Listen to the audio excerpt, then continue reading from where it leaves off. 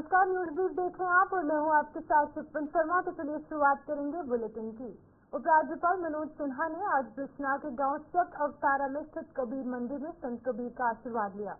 जम्मू कश्मीर कबीर सभा के न्योते पर उपराज्यपाल वहां पहुंचे और इस दौरान उन्होंने माथा टेका और साथ ही साथ कबीर समाज की कुछ मांगों का संज्ञान लेते हुए उन पर जल्द गौर करने का आश्वासन दिया। उपराज्यपाल मनोज सिन्हा ने इस दौरान समाज के कुछ मेधावी बच्चों को सम्मानित भी किया। हमारा जो यहाँ का honourable governor Jammu and Kashmir जहाँ कबीर महाराज के मंदिर चक अवतारा बिश्नाह में आए और उनका एक दिल से मैं कहता हूँ कि उनका ये था कि मैं कबीर महाराज के मंदिर में आऊँ, क्योंकि वो कबीर महाराज की धरती से वाबस्ता रखते हैं। बनारस में ज्यादा वक्तों ने वहाँ पर गुजारा, इसलिए वो जहाँ पर आए उन्होंने सत्संग का पूरा यहाँ पर लाभ लिया और उसके साथ जो समाज की कुछ हमारी अपनी डिमांड थी वो भी हमने उनके आगे रखी, जिसमें रिजर्वेशन प्रमोशन की बात थी। लोकसभा के लिए भी हमने कहा भाई सेंसस जो है लोकसभा के लिए भी भेजना चाहिए, बहुत बड़ा समाज है, ना तो ये नॉमिनेशन में जाता है और ना ही लोकसभा के में सभा या अपर सभा के कहीं पर भी हमारा जो नहीं है, वो भी एक हमारी उनके सामने एक डिमांड रही। और सबसे ज्यादा जो हमारा यही रहा कि हम जो भाईचारा जो है वो जहाँ पर बढ़ाना चाहते हैं और जहाँ जो हमारा मेन मकसद यही है कि कबीर महाराज का भव्य में सभी साथी, सभी बरादरी, सभी धर्म के मानने वाले लोग जहाँ पर आए और एक ऐसा संदेश हम पूरे समाज को, पूरे जम्मू कश्मीर को, पूरे देश को दें जहाँ पर हमारा सभी का मान।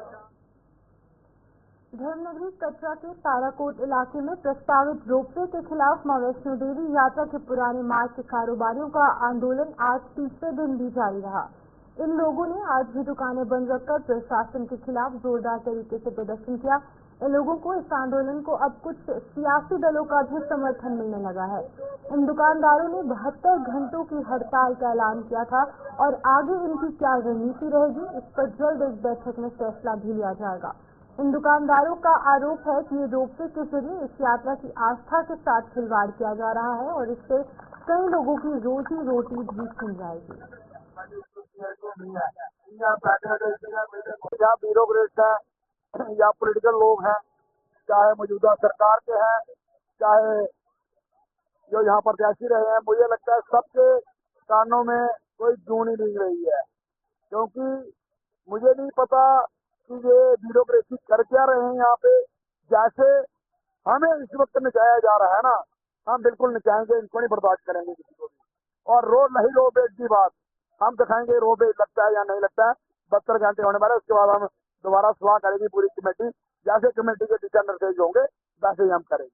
करना क्या करना चाहिए कंट्रोला, क्या करना चाहिए कंट्रोला, जो लाखों लोगों के चूल्हे ठंडे करने के बाद लगेगा, ऐसा कंट्रोला काम विरोध करते हैं। आज हिंदू आस्था के साथ खिलवाड़ हो रहा है, कोई बार नहीं आ रहा है, 3 दिन से प्रोटेस्ट कर रहे हैं इधर। आज देखिए पब्लिक पड़ रहे हैं, हमें अफसोस है आज 3 दिन से यात्री इतना परेशान है, आप छोटे बच्चे कहते हैं परेशान है, उनकी सुतू लेने वाला कोई नहीं है। हमें अफसोस है, हम भी खून के अथरू रो रहे हैं, छोटे अथरू परेशान हो रहे हैं। क्या करें, अपने बच्चों को भी जान नहीं दे सकते हैं, जो हम पा रहे हैं। मेरा आपके माध्यम से तरीके से विरोध है कि बाहर आए और इसका नारा साधे। मैं आपके माध्यम से सभी से अपील करता हूँ कि जो पब्लिक परेशान है, इनका सहयोग करे, उनकी जो भी परेशानी है उसका हल करे, वो एक गंडोला बंद कर रहे हैं। विकास और सुविधाओं के खिलाफ बिल्कुल नहीं है, मगर विकास और सुविधाओं की आड़ में अगर हिंदुओं की धार्मिक आस्था के साथ खिलवाड़ किया जाएगा, रोजगार के साथ खिलवाड़ किया जाएगा, व्यापार के साथ खिलवाड़ किया जाएगा, स्थानीय लोगों को दरबदर किया जाएगा, तो बिल्कुल शिवसेना हर उस आंदोलन के साथ कंधे के साथ कंधा मिलाकर खड़ी होगी। ये रोपवे परियोजना से यहाँ पर क्या किया जा रहा है, हमारी श्री माता वैष्णो देवी यात्रा का पूरा स्वरूप तहस नहस किया जा रहा है। पहले कोल कंडोली देवा माई के बाद अब जो लोग यहाँ गोल कंडोला से जो है यात्रा का फायदा उठाएंगे, वो चरण पादुका से, पवित्र बाण गंगा से और अर्धकुंवारी में मां का आशीर्वाद प्राप्त नहीं कर पाएंगे। यानी हमारी यात्रा के स्वरूप को बिगाड़ा जा रहा है।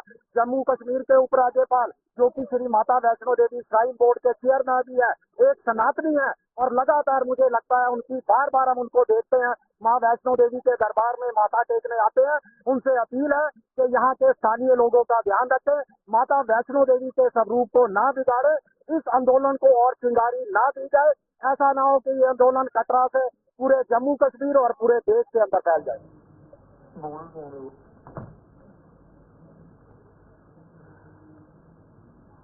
डोडा पश्चिम विधानसभा के विधायक शक्तिराज परिहार विधायक बनने के बाद पहली बार देसा पहुंचे। डोडा के इस दूर दराज के इलाके में उन्होंने स्थानीय लोगों के साथ एक बैठक कर उनकी समस्याओं की जानकारी ली और उन्हें जल्द हल करने की बात भी कही। विधायक ने बताया कि इस इलाके में विलेज डिफेंस गार्ड्स का सशक्तिकरण उनकी प्राथमिकताओं में से रहेगा। इसके अलावा यहाँ के लोगों की हर समस्या को हल करने के लिए भी वो कोई कसर नहीं छोड़ेंगे।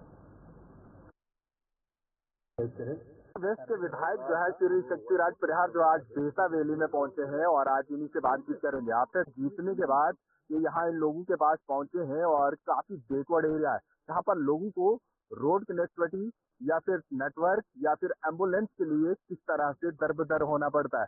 सर स्वागत है आपका। और जीतने के बाद आप यहाँ पर पहली बार पहुंचे। यहाँ देसा के जितने भी लोग यहाँ पे हैं या जिन लोगों ने vote support Bharatiya Janata party को किया है और मुझे यहाँ विधायक बनाया है, आज जीतने के बाद यहाँ पे आने का मौका मिला है।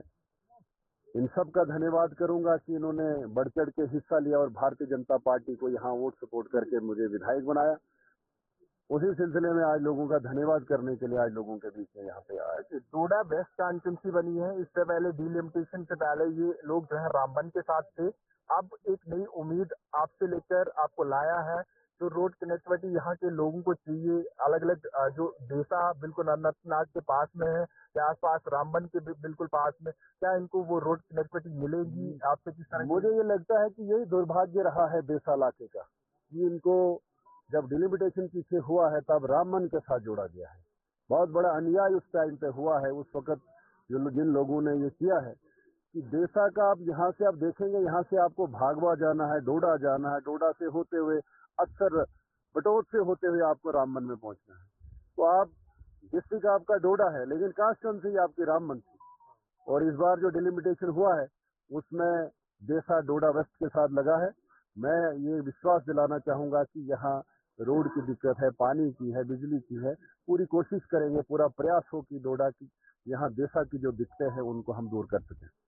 सर एक काफी देराना यहाँ के लोगों की मांग भी है और लगातार अंतवादियों द्वारा थ्रेट भी मिलती है वीडीजी के लोगों को, या फिर इस तरह के पिछले डिस्टर्बिंग एरिया भी रहा है।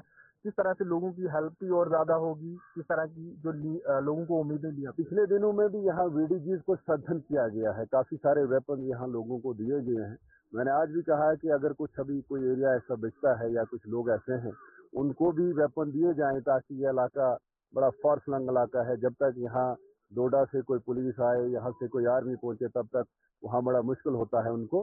तो वीडीजी को वो स्ट्रेंथन किया जाए, उसके लिए हम काम करेंगे। पीछे किया भी है और आगे भी करेंगे, क्योंकि ये जो वीडीजी का जो कंसेप्ट है, ये जो वीडीसी का कंसेप्ट है, ये भारतीय जनता पार्टी की देन है। मेरा ये मानना है कि जब तक न लीडर को खुद जानकारी इलाके की हो तो वो कोई काम नहीं कर सकता है।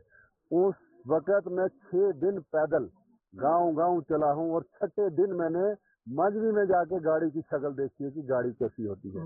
तो मुझे जानकारी एहसास उस बात का है कि मैं यहाँ से पैदल चलते हुए पूरा इलाका पूरा कवर करके फिर जाके मजमी में हम वहाँ पे उतरे थे। तो लोगों को क्या दिखते हैं 2 या 3 घंटे के लिए 5-5, 6 घंटे पैदल यहाँ पे चलना पड़ता है। इसीलिए हमने फोकस किया है और डिपार्टमेंट को भी कहा है, PNGSY डिपार्टमेंट के लोगों को भी कहा है कि फोकस किया जाए, प्रायोरिटी पे यहाँ देसा को लिया जाए। हालांकि देसा के बड़े नौजवान मैं सोशल मीडिया में देखता हूँ कि देसा फर्स्ट, देसा मस्ट, लेकिन केवल सोशल मीडिया में। और आज मैं कई सोशल मीडिया में देखता हूँ जो यहाँ के 6-6 साल यहाँ MLA दूसरी पार्टियों के रहे हैं, सरकारें उनकी रही हैं, चीफ मिनिस्टर उनके रहे हैं, उस टाइम कुछ नहीं, कब नहीं करवाया। तो आज जब हम काम करवा रहे हैं कुछ, तो आज वो कोई लेटर बना। शिवसेना डोगरा फ्रंट ने जम्मू कश्मीर की सरकार को उसके वादे याद दिलाने के मकसद से जम्मू में आज विरोध प्रदर्शन किया। डोगरा फ्रंट के मुताबिक सरकार ने अपने घोषणा पत्र में लोगों को 200 यूनिट बिजली मुफ्त देने के साथ साथ 12 एलपीजी सिलेंडर भी मुफ्त देने का वादा किया था, जो कि अभी तक पूरा नहीं हो पाया। लोग फ्रंट ने दरबार में इसकी प्रक्रिया को जल्द शुरू करने की मांग करते हुए कहा कि अगर ऐसा होता है तो जम्मू का कारोबार जो है वो पटरी पर लौट आएगा। नहीं दरबार मूव आ रहा, नहीं 200 यूनिट बिजली मिल रही, नहीं 12 सिलेंडर मिल रहे, कब मिलेंगे? लोग आपकी निगाहों की तरफ देख रहे हैं। अब घोषणा करेंगे, लागू करो, घोषणा कर दी, अब लागू कब होगा? कब गरीबों को राहत मिलेगी? कब जम्मू के दुकानदारों को दरबार मूव आने के उपरांत राहत प्रदान करने का प्रयास करेंगे? बुरी हालत है दुकानदारों की। एक मूवमेंट थी, जब से दरबार मूव के साथ लोग आते थे, व्यवस्था बनती थी और उसका अग्रसर होता था। लेकिन आज की व्यवस्था के अंदर इतनी बुरी हालत है कि दुकानदारों का काम नहीं रहा। दरबार मूव के अंदर कुछ लोग आते थे, दुकानों का काम चलता था, चाय वालों का चलता था, सबका चलता था, बंद हो गया। इसलिए मैं मांग करना चाहता हूँ, कृपा करके दरबार मूव लाओ, 200 यूनिट बिजली दो, 12 सिलेंडर दो, ताकि लोगों को राहत पहुंचने का और आपका चुनावी वादा पूरा हो। सांबा जिले के सीमावर्ती रामगढ़ के किसान डीएपी खाद की किल्लत से जूझ रहे हैं। गेहूं की बिजाई के इस सीजन में अधिकतर खाद केंद्रों की डीएपी खाद उपलब्ध नहीं है। अगर बात की जाए किसानों की, तो उनका आरोप है कि खाद के डीलर भी इसकी कालाबाजारी करने से बाज नहीं आ रहे और वो 1350 रुपए मिलने वाला बैग 1500 से 2000 रुपए बेचा जा रहा है। लोगों ने प्रशासन को भी आड़े हाथों लेते हुए बताया कि प्रशासन इसका कोई संज्ञान नहीं ले पा रहा।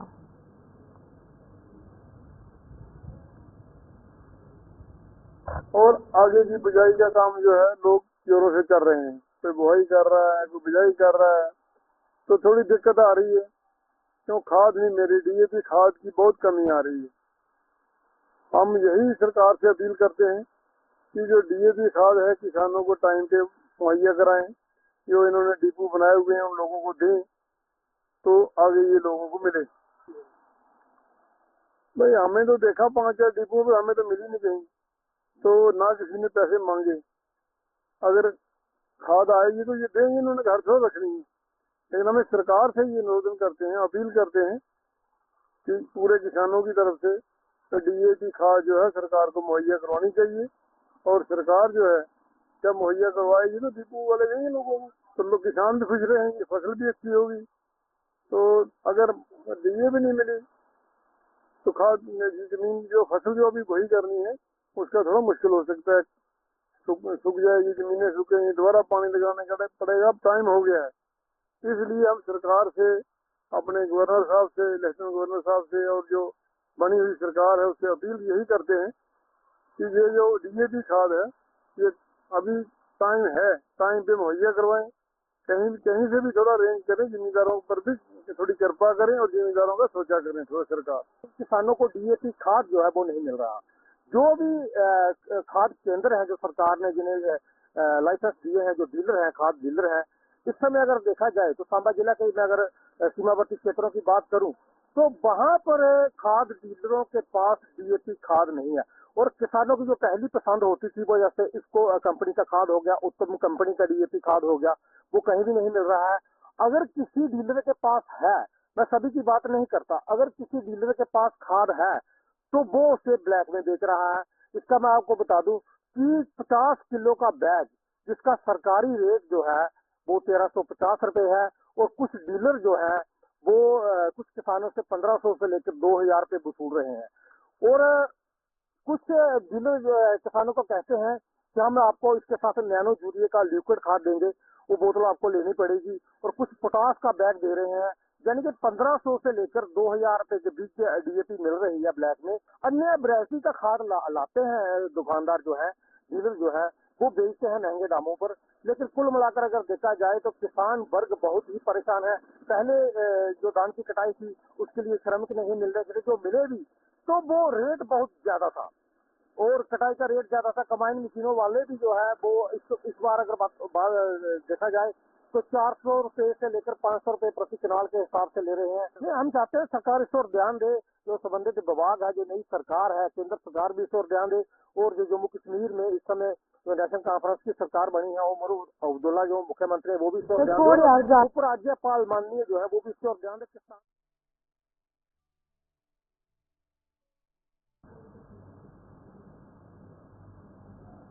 जम्मू के ऐतिहासिक मुबारक मंडी परिसर के संरक्षण का काम जहां पिछले कई सालों से खत्म होने का नाम नहीं ले रहा, वहीं इस परिसर में बने पार्क की भी बद से बदतर हालत हो चुकी है।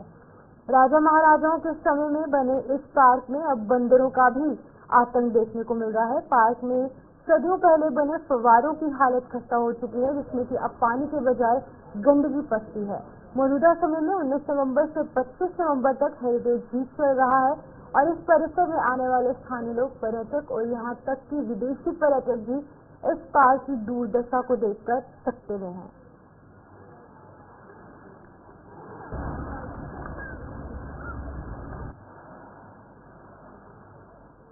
फाउंटेन की बात है, जब ये बने थे तब तो इनकी अच्छी हालत थी।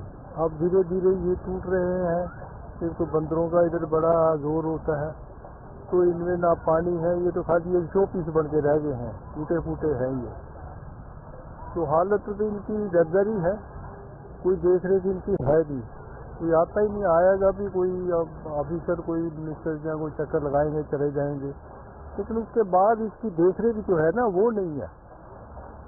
कोई भी चीज़ जो बनती है ना उसकी देख रेख हो, उसकी संभाल हो तो फिर जाकर वो चलती है। वो यहाँ है ही नहीं, कोई भी माली है यहाँ पार्क में कोई नहीं है। जंगले लगे थे, तोड़ दिए, जानवर आते हैं, बंदर आते हैं, सब कुछ टूटा फूटा ही है। ये पार्क अब सिर्फ नाम का है और खाली एक निशान रह गया। तो इधर फाउंटेन है, जो बीच में जो स्टैंड है, ये जो स्टैचू है, ये बचे हुए हैं। बाकी तो सब देख लीजिए, आप खुद देख लो ये क्या है, क्या हालत है इनकी। लेकिन हम छोटे छोटे थे जब, तो इधर इतनी रौनक होती थी, इतना अच्छा लगता था पार्क में घूमने का, सैर करने का। बच्चे आते थे, सभी आते थे, देखते थे। अब तो ये ऐसे ही खस्ता हालत है। अब गवर्नमेंट जाने से उनका काम जाने, हम आम आदमी क्या कर सकते हैं। श्रीनगर जाओ, आप देखो वहाँ पे जितने भी हैं हिस्टोरिकल बिल्डिंगें, पार्क देखो, मजा आ जाता है देखने का। लेकिन जम्मू में जब देखते हैं तो रोना आता है। इसलिए हमारी यही सरकार से गुजारिश है, जो इससे मेंटेन करने वाले हैं उनको यही हम कहेंगे कि इसको जल्दी से जल्दी ठीक करो। तो कोई सुनता ही नहीं है, क्या करें। पार्क की हालत थोड़ी खस्ता तो है, थोड़ी साफ सफाई की जरूरत है। बंदे ठीक है, इतना कुछ उन्होंने हमें तंग नहीं किया क्योंकि हम सब ग्रुप में बैठे हुए थे यूनिवर्सिटी के साथ। बट थोड़ी सी जरूरत है इम्प्रूवमेंट की यहाँ पे। फिलहाल तो हम यहाँ पे पढ़ने आए थे, बट यहाँ पर आके जब हमने सर्वे किया तो हमें देखने को मिला कि यहाँ पे आतंक थोड़ा सा है, थोड़े बच्चों के लिए खतरनाक हो सकते हैं बंदर। बाकी अगर हम ध्यान रखें तो इतनी कोई बड़ी बात नहीं है। I hope they will get fast because need to renovate because it's a beautiful place.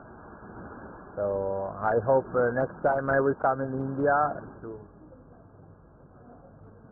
Surankote में जोगी मोड़ से लेकर चेक पोस्ट तक बन रही सड़क विवादों में घिर गई है। स्थानीय लोगों ने इस सड़क का निर्माण डीपीआर के अनुरूप नहीं करने का आरोप लगाया। लोगों ने जिला और तहसील प्रशासन के खिलाफ प्रदर्शन करते हुए आरोप लगाया कि पुंछ के डीसी और स्थानीय विधायक को भी अवगत करवाने के बावजूद उनकी कोई सुनवाई नहीं हो रही है।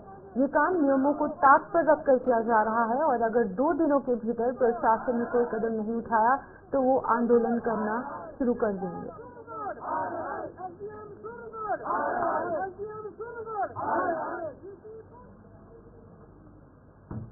हमको बता दें, हो गया 1 साल ये रोड की यही कंडीशन है। और 10 दिन पहले यहाँ पे हमने डीसी साहब को, अपने एमएलए साहब को, हर किसी को फोन करके यहाँ पे बुलाया कि आओ देखो, लेकिन हमारे पास कोई नहीं आया। हमारे पास बस यही एक चारा कि हम रोड बंद करेंगे, ठीक है। जब तक हमारे पास एक्शन ना आएंगे, डीसी साहब ना आएंगे, एसडीएम साहब तहसीलदार नहीं, हम इस रोड को बिल्कुल नहीं बनाने देंगे। एक बात होगी। दूसरा हमारा मुतालबा ये है कि यहाँ पे ड्रेनेज सिस्टम कोई नहीं है, पुली एक नहीं बनाई इन्होंने। और ये जिसके ऊपर ये ब्लैक टॉप कर रहे हैं, आप खुद अपने चैनल से देख सकते हैं कि इसके ऊपर ब्लैक टॉप नहीं हो सकती, ठीक है। हमारे घर में अंदर इतनी डस्ट जा रही है, इतनी डस्ट, हमारे बच्चे बीमार हो गए, ठीक है। चलने का रास्ता कोई नहीं हमारे पास भी। हम आपके चैनल के माध्यम से यही कहना चाहते हैं कि अगर 2 दिन के अंदर उन्होंने कोई एक्शन लिया तो हम इस रोड को बंद करेंगे और हम सब इस रोड पे आ जाएंगे। अगर इस रोड की ये हालत है, मेरे ख्याल में बाकी आर पार के लोगों की क्या हालत होगी। मैंने इससे पहले पीडब्ल्यूडी उसको मैंने कहा कहीं मेरे बाकी साथी एक्सिन साहब के पास भी गए थे, तो इधर मेरी एमएलए साहब से बात हुई थी, उन्होंने कहा मैं शाम को आऊँगा, वो नहीं आए। लिहाजा मैं सरकार से पूछना चाहता हूँ, डिस्ट्रिक्ट एडमिनिस्ट्रेशन से पूछना चाहता हूँ, तहसील एडमिनिस्ट्रेशन से पूछना चाहता हूँ कि आज से 10 दिन पहले इस पर लुक डालने लगे थे। लुक किस पर डालने लगे? मिट्टी के ऊपर। अगर कोई मिट्टी का रेशो है कि नीचे मिट्टी हो और ऊपर उसके लुक डालो, तो फिर मैं कहूँगा कि हमारी गलती, उनकी गलती कोई नहीं है। आप इस रोड की हाल देखिए, जो मिस्किन गरीब टाइप के लोग थे, उनकी रोड जो है, उनकी जमीन बिल्कुल काट के, अगर 20 फुट चाहिए थी तो उन्होंने 30 फुट काटी। लेकिन जो बाकी जो लोग आंखों वाले थे, जो लोग बोल बाले वाले लोग थे, उनके वहां से बिल्कुल रोड नहीं खोली थी। कारण इसका ये सर्वे किया जाए कि ये रोड जो है, इसकी लंबाई चौड़ाई क्या है, इसकी विड्थ कितनी है, इसकी नाली कहाँ है, इसकी पुलियां कहाँ है। 4-5 स्पॉट ऐसे हैं, जब आप देखेंगे तो उन्होंने कटाई की, कटाई करने के बाद रोड वहाँ क्लोज कर दी। भाई कटाई की है, वहाँ पुली बनाओ, वहाँ को रोड को खोलो, वहाँ पाइपर डालो या पुली बनाओ। तो चलिए न्यूज ब्रीफ में फिलहाल इतना ही। मुझे दीजिए इजाजत और आप बने रहिए गुलिस्तान न्यूज के साथ।